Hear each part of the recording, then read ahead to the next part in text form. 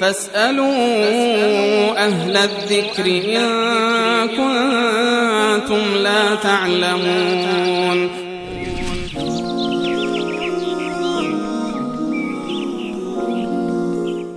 سوال بعدی بیننده در مورد عمره بود که گفت آیا تکرار عمره، یعنی انجام دادن چند عمره در یک سفر درسته؟ تکرار عمره در واقع یکی از مواردی هست که هیچ گونه دلیل شرعی رو در قرآن و احادیث رسول الله صلی الله علیه وسلم نداره و حتی بلکه یعنی از عمل کرده اصحاب رسول الله صلی الله علیه وسلم این گونه برمیاد که این مورد باید ناجایز باشه، گرچه صراحتا دلیلی بر این که نهی وارد شده باشه نهی وارد نشده، اما عملا زمانی که رسول الله صلی الله علیه وسلم برای حج رفتن، برای عمره، یعنی اولین باری بود که رسول الله صلی الله علیه وسلم بعد از 10 سال به عمره رفتند یا به حج رفتند و اشتیاق داشتند به حج و عمره، اما با وجود اون در آن سفر ایشون فقط یک عمره انجام دادند و چندین عمره رو انجام ندادند. و جالبتر این است که حضرت عایشه رضی الله تعالی عنها که بنابر عادت ماهیانه نتونست که مناسک رو کامل بکند،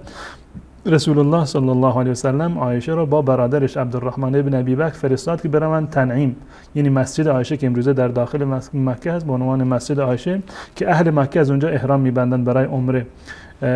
اینو فرستاد حضرت عایشه را که برود از اونجا احرام ببندند. جالب این است که حتی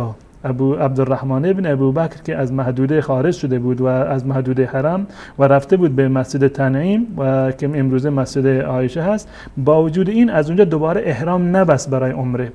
تا این اندازه، با وجود اینکه از حرم در واقع خارج شده بود. پس بنابراین و هیچ یک از اصحاب رسول الله صلی الله علیه وسلم نه در زمان ایشون و نه بعد از ایشون در زمان خلفای راشدین، با اینکه خیلی مشتاق بودن برای کار خیر و شهرشون بود برای حج عمره، خیلی در واقع دلشون میتپید، اما ثابت نشده که یک از اونها چندین بار عمره بکنن. و مطلب دیگر این که درباره فضیلت عمره وارد شده این است که این عمره تا عمره دیگر کفاره گناهان هست. این عمره تا عمره دیگر کفاره گناهان است و از این فهمیده میشد باید عمره تا عمره دیگر فاصله داشته باشه، نه این که انسان برود امروز رفت عمره کرد فرداش دوباره برود یک عمره دیگر انجام بدهد بدون از این که از شهر مکه خارج بشود. اگر اتفاقا یکی رفت در مکه عمره کرد، رفت در مدینه یا شهر دیگر و باز میخواست دوباره برگرده به مکه، هیچ گونه اشکالی نداره، یک عمره جدید حساب میشه. اما این که یک انسان رفته در داخل مکه هست، اونجا ساکن از یک هفته 2 هفته هر روز برود عمره بکند، چون این چیزی از عمل رسول الله صلی الله علیه وسلم ثابت نیست و این عمره کفاره ما بین 2 عمره هست. این عمره تا عمره دیگر کفاره است. امروز تا صبح تا ظهر که میره چندین، حتی در روز احیانا مشاهده شده که یک فرد چندین عمره انجام میده، اینها به هیچ عنوان مطابق با سنت رسول الله صلی الله علیه وسلم نیست. و در حرم همون طواف کردن خانه کعبه عبادت بزرگتری هست، یا حتی نماز در خانه کعبه در مسجد الحرام که شما میخوانید ثوابش از عمره بیشتر هست. شما میتوانید که در اونجا زمانی که بروید از مکه خارج بشوید، بروید تنعیم، برگردید دوباره یک عمره دیگر انجام بدهید، در این میان شما میتونید 10 ها یا 100 ها رکعت نماز